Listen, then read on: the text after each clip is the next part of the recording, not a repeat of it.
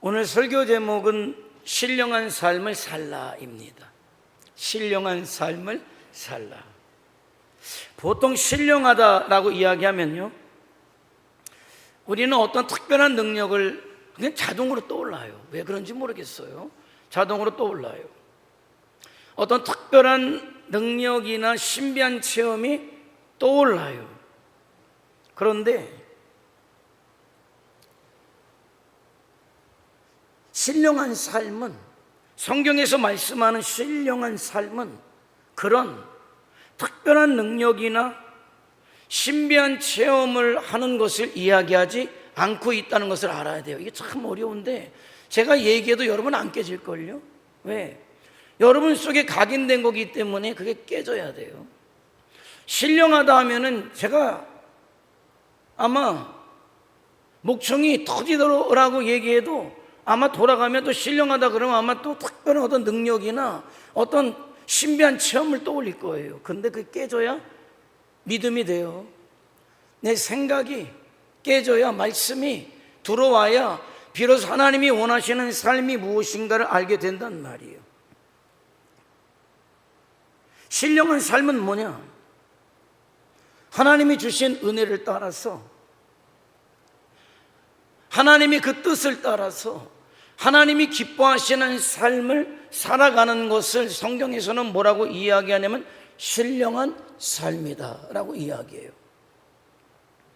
그런데 신령한 삶은 성경에서는 내 힘만으로는 안 된다. 물론 내가 열심히 노력하지만은 내 힘만으로는 되지 않는다. 그래서 누가 오셨습니까? 성령님께서 오셨어요.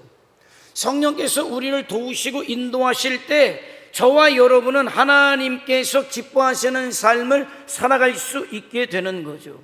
그래서 저 사람 신령하다라고 할 때 그 신령한 것은 어떤 특별한 체험을 많이 한 사람을 이야기하는 것이 아니라 하나님의 은혜를 의지해서 성령의 인도하심을 따라서 하나님을 기쁘시게 하는 삶을 살아가는 사람이 신령한 사람이다. 제가 이런저런 목회적인 경험들을 하고, 그리고 우리 전진교회에서 와서 걸었던 슬로건은 안 바꾸죠. 위에 두 개예요. 성경에서 말씀하는 저와 여러분이 살아야 하는 신령한 삶을 현수막에다 걸어놓죠. 그냥 어디서 그냥 쉽게 찾아서 써놓은 게 아니에요. 제 목회적인 이런저런 경험들을 통해서 얻은 결론을 적어놓은 거죠. 여러분의 신령한 삶은 이런 것이에요. 여러분, 고린도 교회가 은사가 굉장히 풍성한 교회였어요. 방언을 말하고 예언을 하고 갖가지 신령한 체험들이 넘쳐났던 교회가 고린도 교회였어요. 그런데 본문에서 바울은 말씀을 써내려가고 있지만 그것 자체, 어떤 신령한 체험이 잘못됐다, 거기에 문제가 있다, 이렇게 말씀하고 있는 게 아니에요. 다른 이야기를 해요. 문제는 어디에 있느냐? 은혜를, 은사를, 기적을 경험한 것이 아니라 그런 경험을 했음에도 불구하고 그 은혜와 기적의 특별한 체험에 합당한 삶을 살고 있지 못하는 것을 지적하고 있는 거예요. 그래서 바울은 오늘 본문에서 고린도 교회 성도들에게 광야의 이스라엘 백성들을 보여주는 겁니다. 이스라엘 백성들 역시 하나님의 놀라운 은혜를, 그 기적을 경험한 사람들이에요. 뭐라고 소개합니까? 그들은 홍해를 건넜고 하늘에서 내려온 만나를 먹었고 반석에서 쏟아져 나오는 생수를 마셨다.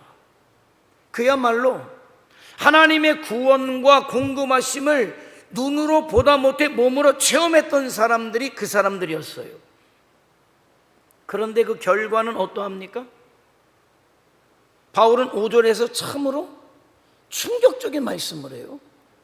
그러나 그들의 그런 다수를 하나님이 기뻐하지 않으셨다. 그래서 그들이 광야에서 멸망을 받았다, 이런 말씀을 해요. 이스라엘은 하나님을 모르는 백성들이 아닙니다. 오히려 그 누구보다도 하나님의 은혜를, 하나님이 베푸시는 기적을 체험한 사람들이에요. 바울은 그들이 먹었던 만나와 반석에서 마신 물을 뭐라고 이야기합니까? 신령한 양식이었다, 신령한 음료였다, 이렇게 말씀해요. 자, 그런데 중요한 것은 그 모든 기적을 너희가 체험했다, 그것이 중요하다, 이런 말씀을 하는 게 아니잖아요. 참 많은 은혜를 받았다, 지금 그걸 얘기하는 게 아니잖아요. 지금 이야기하고자 하는 건, 문제 삼는 건 그 은혜와 기적을 경험한 그 사람들이 어떻게 살았느냐를 얘기하고 싶은 거예요. 그것이 중요한 거예요. 그래서 바울은 그 마지막에 굉장히 중요한 말씀을 4절에 붙여요. 그 반석이 무엇인지 아느냐? 그 반석이 바로 그리스도다, 이렇게 말하죠. 그러니까 이스라엘이 광야에서 먹고 마신 신령한 양식과 신령한 음료의 근원이 궁극적으로 어디에 있느냐? 예수 그리스도께 있다는 거예요. 다시 얘기해 볼까요? 이스라엘 백성들도 하나님의 은혜로 살았고, 오늘 저와 여러분 역시도 하나님의 은혜로, 예수 그리스도의 은혜로 살고 있다는 거죠. 그러므로 저와 여러분을 살리는 것은 교회도 아니고 직분도 아니고 기적도 아니고 체험도 아니다, 이걸 얘기해요. 그러면 저와 여러분을 살게 하는 것이 무엇입니까? 오직 예수 그리스도의 은혜이고 하나님의 은혜임을 말씀하고 있단 말이죠. 그런데 놀라운 것은 무엇이냐? 그렇게 큰 은혜와 기적을 경험한 이스라엘이 하나님의 기쁨이 되지 못했다는 거예요. 왜일까요? 체험이 부족해서입니까? 은혜가 부족해서도 아니죠. 기적을 경험해 보지 않았기 때문입니까? 아니죠.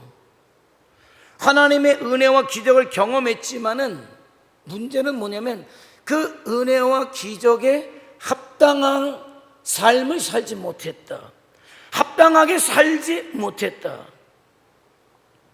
그러므로 오늘 하나님께서 저와 여러분에게 원하시는 것 역시도 어떤 특별한 체험이 아니에요.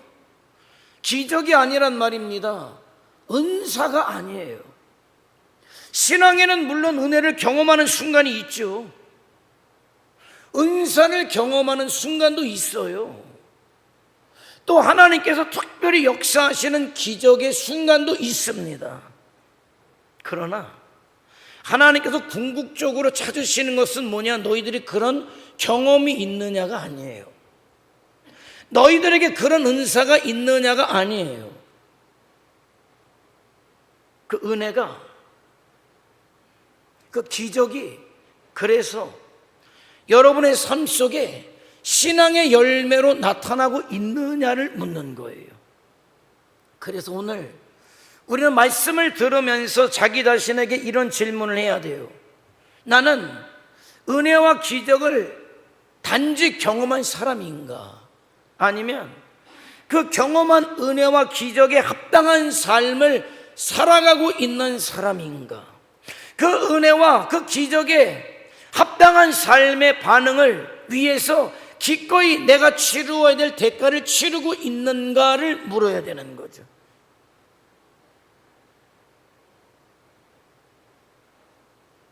그렇기 때문에 오늘 하나님께서 저와 여러분에게 이스라엘 백성들의 역사를 보여주는 이유가 있는 거예요. 바울은 6절에서 이렇게 말씀하죠. 6절 한번 다 같이 한번 읽어볼까요? 시작.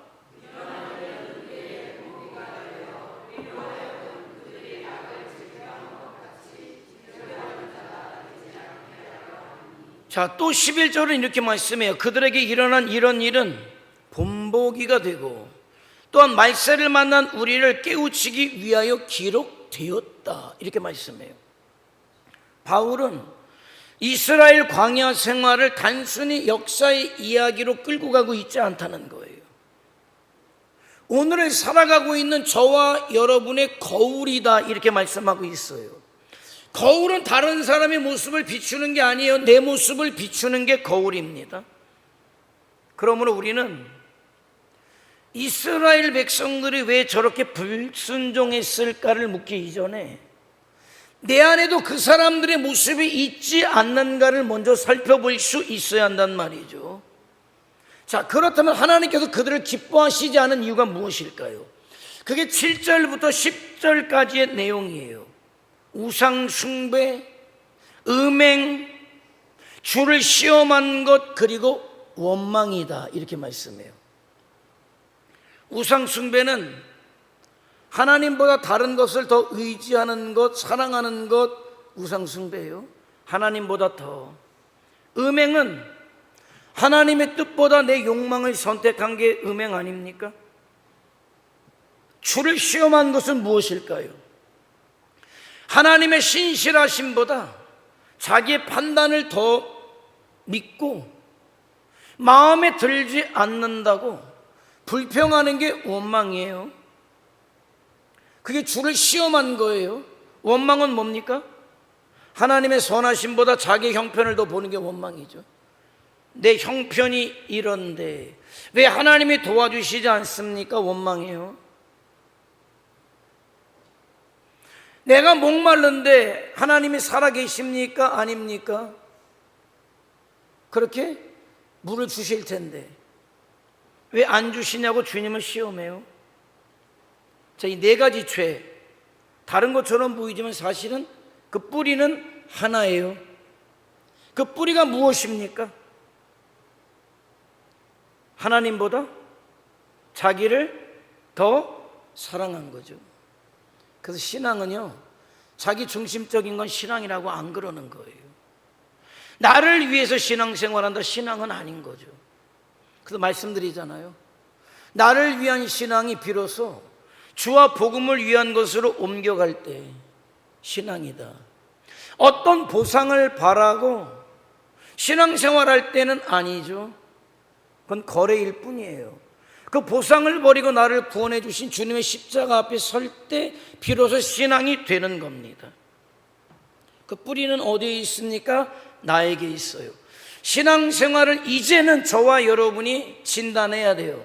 나를 위한 신앙생활을 하고 있는지, 주님을 위한 신앙생활을 하고 있는지, 내 유익을 위해서 신앙생활하고 있는지, 나에게 주신 사명을 위해서 신앙생활하고 있는지. 그렇기 때문에 하나님께서는 이스라엘 백성들의 체험을 본 것이 아니라 이스라엘 백성들의 삶을 보신 거예요. 홍해를 건넌 것을 사람들은 대단히 여깁니다마는 하나님께서는 그래, 홍해를 건넜기 때문에 네가 나를 얼마나 신뢰하며 살고 있느냐를 보시는 거예요. 만나를 먹은 것이 대단한 것이 아니라 만나를 먹었기 때문에 말씀에 순종하는 삶을 살고 있느냐를 물으셔요. 반석에서 물을 마신 것이 대단한 것이 아니라 반석 대신 그리스도를 의지하며 살고 있느냐를 물으신단 말이죠. 저와 여러분도 마찬가지입니다. 교회를 오래 다녔다, 그게 여러분의 믿음을 증명한다고 생각하지 마세요.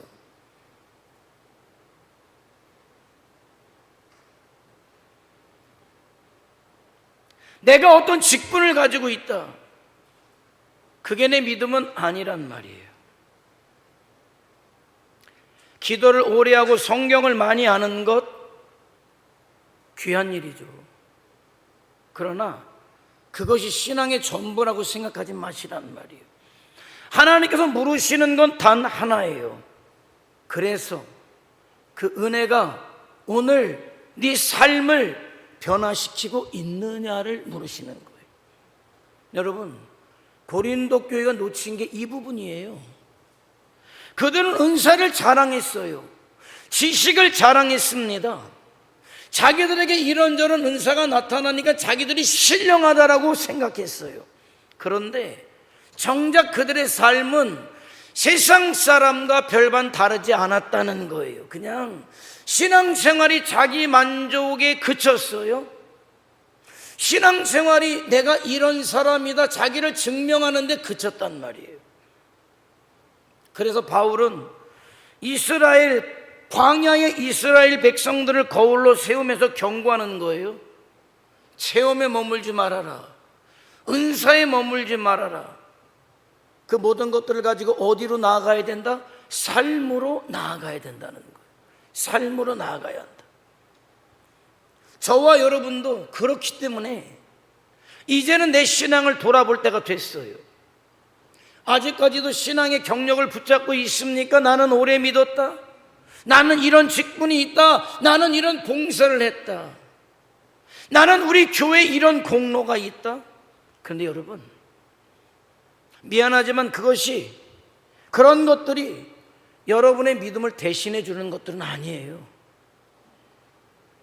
하나님께서 기뻐하시는 것은 말입니다, 저와 여러분이 몇 가지의 은사를 가지고 있느냐도 아니고 내 체험한 크기가 얼마이냐 이것도 아니고, 정말 중요한 것은 그래서 네가 변했느냐,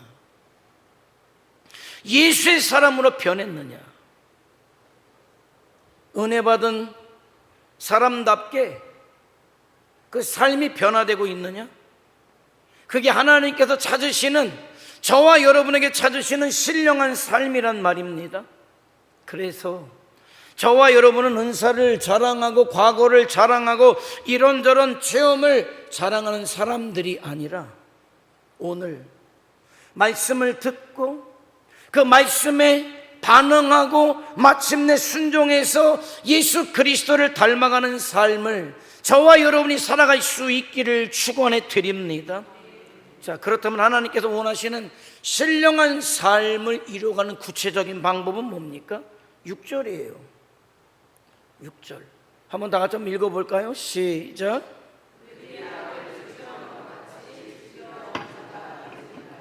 여기서 중요한 말이 뭐냐? 즐겨한다는 거예요. 즐겨한다. 성도는 죄 짓지 않는 사람이 아니에요. 죄 짓지 않는 사람을 성도라고 이야기하는 게 아니에요. 성도도 죄를 져요. 연약하기 때문에 넘어질 수 있어요. 그러나 성도와 불신자의 차이점은 뭐냐? 넘어지느냐 안 넘어지느냐에 있는 것이 아니라 그 죄를 대하는 태도에 있어요. 성도도 죄에 걸려 넘어질 수 있습니다. 그러나 그렇게 넘어진 성도는 말이죠, 그 죄악에 걸려 넘어진 것을 슬퍼하고 그리고 회개하고 다시 일어나서 하나님께 돌아가고 다시는 그런 죄에 걸려 넘어지지 않을 것을 결단해요. 그런데 세상 사람들은 말이죠, 죄를 가볍게 여겨요. 자기를 위해서 얼마든지 언제든지 죄를 범할 수도 있어요. 심각한 건 더 나아가서요, 그 사람들은 말입니다, 죄를 즐긴다는 거예요. 그런데 그런 삶을 하나님께서 기뻐하시지 않는다. 여러분, 왜 사람들이 죄를 즐기는지 아십니까? 결국은 하나님보다 세상을 더 사랑하기 때문에 죄를 즐기는 거예요. 하나님으로 만족하기보다 세상으로 만족하려 하기 때문에 죄를 즐긴단 말이에요. 그렇기 때문에 죄는 말이죠, 행동 이전에 죄는 마음의 문제예요. 마음이 하나님을 향하면 죄를 미워하는 것이고, 마음이 세상을 향하면 죄를 즐기게 된단 말이죠. 그렇기 때문에 여러분, 신령한 삶은 절대 거창한 것이 아니에요. 절대 거창한 삶이 아니란 말이죠. 오늘 내가 아닌 하나님을 선택할 수 있다면 신령하다. 내 욕심보다 하나님의 말씀을 선택했다면 그는 신령하다. 원망할 일이 있지만 원망보다는 하나님의 뜻을 믿기 때문에 감사할 수 있으면 신령하다. 내가 미워할 수밖에 없는 상황이지만은 나를 용서하신 주님을 바라봄으로 내가 용서를 선포할 수 있다면 그는 진실로 신령하다. 세상의 방법보다 하나님의 뜻을 선택할 수 있다면 그는 하나님이 원하시는 신령한 삶을 살고 있는 것입니다. 이런 작은 순종이 쌓일 때 저와 여러분의 삶은 조금씩 예수 그리스도를 닮아가게 되는 거예요.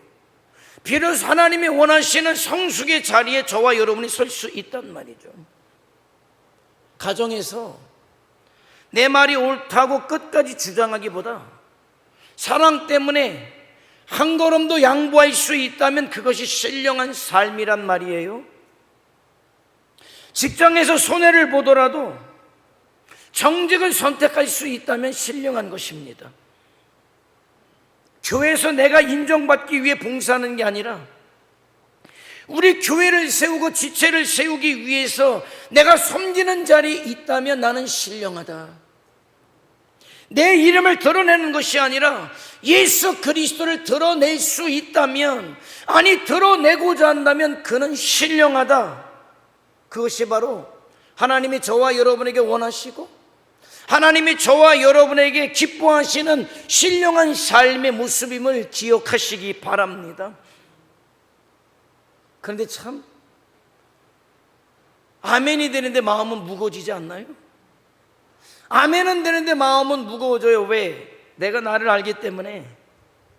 말씀대로 살아야 되는 게 맞아요. 아멘 했어요. 그런데 어느 순간에 나는 또 실패하고 있거든요. 원망하지 않으려고 했는데 어느 순간에 내 입에서는 벌써 원망이 터져 나오고 있어요. 참 약해요. 순종하려고 했는데 어느 순간에 순종보다는 내 뜻을 선택하는 나를 발견하게 돼요. 여러분, 그게 저와 여러분의 솔직한 고백 아닙니까? 참 약해요. 저는 그런 생각해요. 작심 3일만이라도 갔으면 좋겠다. 작심 3일도 못 갈 때가 한두 번이 아니에요. 그런데 여러분, 오늘 말씀은 그런 저와 여러분을 절망시키는 결론은 아니에요.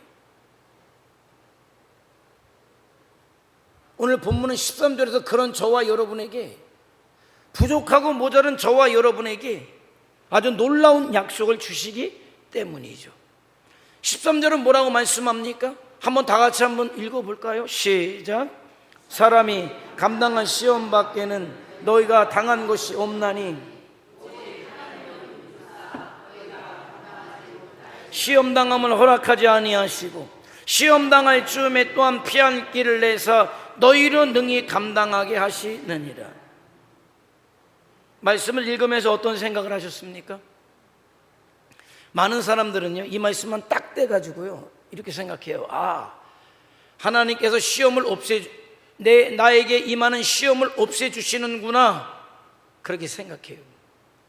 이 시험은 없어질 거예요. 근데 사실 오늘 본문의 바울의 어떤 말씀의 취지는 그게 아니에요. 하나님은 언제나 시험 자체를 없애주시는 방식으로만 우리를 도우시는 분이 아니시다. 물론 그렇게 하시기도 하셔요. 그런데 대부분은 시험 가운데에서 말입니다, 믿음을 지키게 하시는 분이심을 말씀하고 있는 거예요. 그러므로 하나님께서 말씀하시는 피할 길은 반드시 시험 자체를 없애주신다는 뜻이기보다는 시험 가운데에서도 죄를 선택하지 않고 하나님을 선택할 수 있도록 길을 열어주신다는 뜻이란 말이죠. 때로는 환경을 바꿔주시기도 하셔요. 그러나 때로는 환경은 그대로 두시지만 그 가운데에서 견딜 믿음, 견딜 심, 순종할 은혜를 주신단 말이죠. 그래서 말씀드리는 거예요. 저와 여러분이 반드시 신령한 삶을 살아야 하는데 내 심만으로는 신령한 삶을 살아낼 수 없더라. 그래서 성령에 의지하고 성령의 인도하심을 받으며 하나님의 은혜를 의지하며 살아가는 거예요. 저와 여러분의 결심이 흔들릴 수 있습니다. 내 믿음이 약해질 수도 있어요. 그런데 누구를 바라보라? 신실하신 하나님을 바라보라는 거예요. 여러분, 우리가 하나님을 붙드는 것 같죠? 아니요. 하나님이 우리를 붙잡아 주시는 거예요. 시험 가운데에서도 믿음을 지킬 수 있는 힘을 주신단 말이죠. 유혹 가운데에서도 순종할 은혜를 주시는 분이 하나님이십니다. 넘어질 때도 다시 일어설 수 있는 은혜를 주시는 분은 하나님이시다. 그러므로 우리의 소망이 어디 있느냐?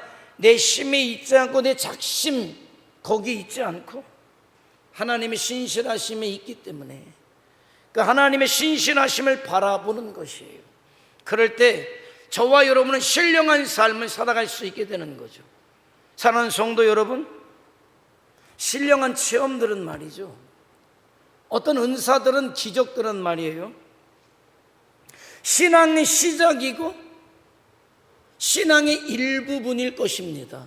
그러나 신령한 삶은 말이죠, 신앙의 열매인 거예요. 하나님은 무엇을 보십니까? 저와 여러분의 신앙의 시작이 아니라, 일부분이 아니라 신앙의 열매를 보시는 분이시라는 거죠. 신령한 사람은 특별한 체험을 많이 한 사람이 아니에요. 기억해 주시기 바라요. 매일 예수 그리스도를 붙잡는 사람, 말씀 앞에서 자기 뜻을 내려놓고 원망하고 싶은 순간에 감사를 선택하는 사람, 그가 신령한 사람이다. 타협하고 싶지만은 그 순간에 순종을 선택하는 사람, 미워하고 싶은 순간에 사랑을 선택하는 사람이 여러분 신령한 사람이에요. 오해하지 마세요. 절대로 나는 이런 은사가 있다, 저런 은사가 있다, 나는 이런 체험을 했다, 저런 체험을 했다를 가지고 신령하다라고 이야기하지 마세요. 가정에서는 사랑으로 살아가시기 바랍니다. 직장에서는 정직으로 살아가시기를 바라고요. 교회에서는 겸손으로 섬기는 자가 되시기를 원합니다. 그리고 모든 삶의 자리에서 예수 그리스도를 붙잡고 살아가시기를 축원해 드립니다. 그것이 하나님께서 기뻐하시고 그것이 하나님께서 저와 여러분에게 원하시는 신령한 삶이기 때문입니다.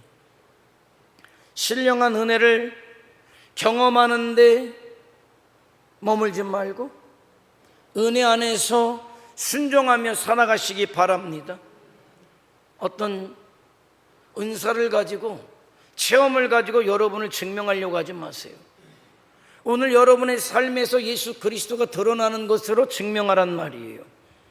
저와 여러분의 힘만으로는 안 되죠. 그렇기 때문에 미쁘신 하나님을 바라보고 성령님을 의지해서 오늘도 믿음의 길을 달려나가는 것입니다. 반석 대신 예수 그리스도를 붙잡고 성령의 도우심을 의지하며 하나님이 기뻐하시는 신령한 삶, 그렇게도 얘기하는 예배자의 삶을 살고 예수님의 증인된 삶을 살아내어서 그 신앙의 열매를 들고 마침내 아버지 앞에 이르르고 잘했다 칭찬받으며 하늘의 영광을 누릴 수 있는 이 땅에서도 값진 인생을 살고 영원한 하나님의 나라 본향에서 영원토록 영생의 복을 누리는 자들이 저와 여러분이 되시기를 주님의 이름으로 축원해 드립니다. 기도하시겠습니다.